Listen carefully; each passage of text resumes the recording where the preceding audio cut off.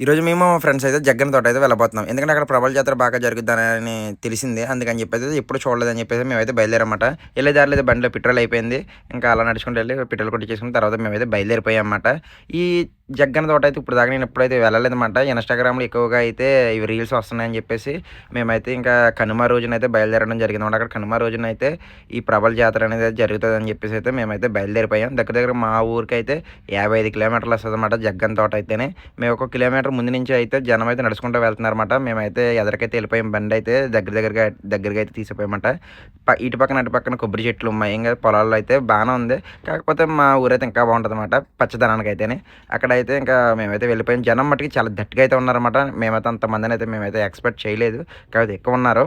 మేమంటే చాలా జాతరలు చూసాం గానీ, ఇంత క్రౌడ్ అయితే ఎప్పుడు మేము చూడలేదన్నమాట. అక్కడైతే ప్రభలనైతే నీటిలోంచి తీసుకొస్తున్నారు.